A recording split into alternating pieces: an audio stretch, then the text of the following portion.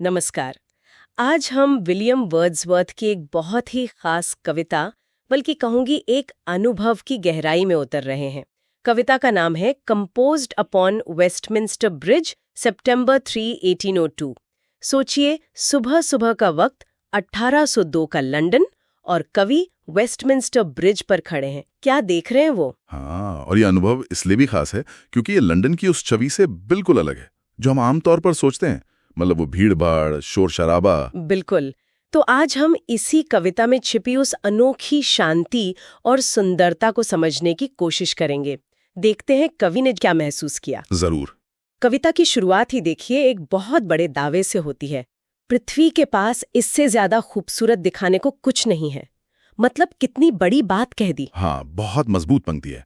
और आगे वो कहते हैं कि जिसकी आत्मा बिल्कुल मर चुकी हो, वही इस भव्य नजारे को देखकर आगे बढ़ जाएगा, बिना रुके, बिना महसूस किए। भव्य नजारा, आपने सही कहा। ये मेजेस्टी शब्द जो है, भव्यता, ये सिर्फ सुंदरता नहीं, इसमें एक वजन है, एक शान है। बिल्कुल। और जिस तरह शहर का जिक्र है, जैसे उसने सुबह की सुंदरता का एक कपड़ा सा पहन रखा हो, शांत, नग्न। एक तरह से शहर अपने असली रूप में है, बिना दिन के तामझाम के। हाँ, जैसे सुबह की पहली रोशनी में सब कुछ धुल गया हो।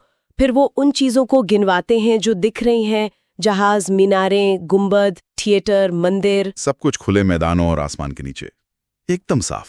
और ये साफ क्यों दिख रहा था, इसका भी जिक्र है ना? हाँ, यहीं पर वो खास बात आती है, धुआं रहित हवा, स्मोकलेस एयर। सोचिए, वो औद्योगिक क्रांति की शुरुआत का दौर था। लंदन की हवा में अक्सर कोयले का धुआं रहता होगा। अच्छा, हाँ, ये तो मैंने सोचा ही नहीं। तो ऐसी साफ सुबह जहां हवा में धुआं न हो, ये अपने आप में एक दुर्लभ, एक अनमोल चीज रही होगी। और इसी वजह से वो नजारा इतना चमकीला, इतना निर्मल लग रहा है। तभी वो कहते हैं कि सूरज ने भी कभी किसी घाटी या पहाड़ी को इतनी खूबसूरती से नहीं नहलाया होगा। हाँ, ये कमाल की तुलना है। वर्ड्सवर्थ, जो प्रकृति के कवि माने जाते हैं, वो कह रहे हैं कि प्रकृति की सुंदरता से भी बढ़कर, या कम से कम उसके बराबर, ये मानव निर्मित शहर उस सुबह खूबसूरत लग रहा है। ये वाकई हैरत की बात है। ये दिखाता है कि सुंदरता कहीं भी मिल सकती है, अगर देखने का नजरिया हो। बिल्कुल।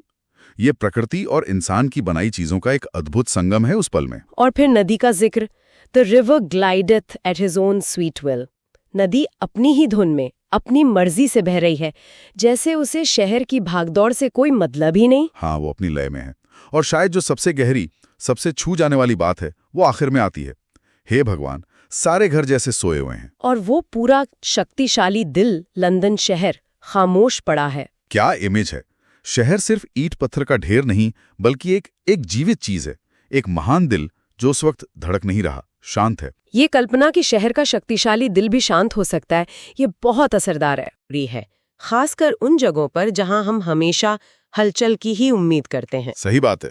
वर्ड्सवर्थ ने हमें उस सुबह लंदन का एक ऐसा रूप दिखाया जो शायद कुछ ही पलों का मेहमान रहा होगा। तो कुल मिलाकर वर्ड्सवर्थ का ये अनुभव हमें लंदन का एक बिल्कुल अनूठा, अविश्वसनीय चित्र देता है। शांत, भव्य, लगभग पवित्र सा। एक ऐसा नजारा जो शायद दिन चढ़ते ही खो जाता होगा, जब शहर का वो शक्तिशाली दिल फिर से तेजी से धड़कने लगता होगा। पर इसका आज के लिए क्या मतलब निकाले हम? हाँ, ये एक बड़ा सवाल है। क्या आज के ज़माने में हमारे जो शहर हैं, जो और भी ज़्यादा व्यस्त हैं, 24/7 चलते रहते हैं, क्या उनमें भी ऐसे शांति और सुंदरता के पल खोजना मुमकिन है? या ये सिर्फ एक बीती हुई, ज़्यादा सरल दुनिया की काव्यात्मक याद है? ये सोचने वाली बात है। क्या वो गहरी खामोशी अब मिल सकती है?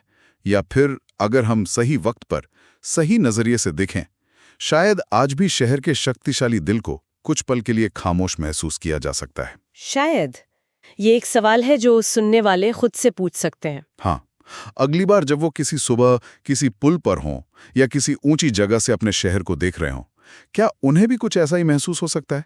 ये खोज अपने आप में दिलचस्प होगी। बिल्कुल। चलिए, इसी ख्याल के साथ आज की बातचीत यहीं खत्म करते हैं। जी।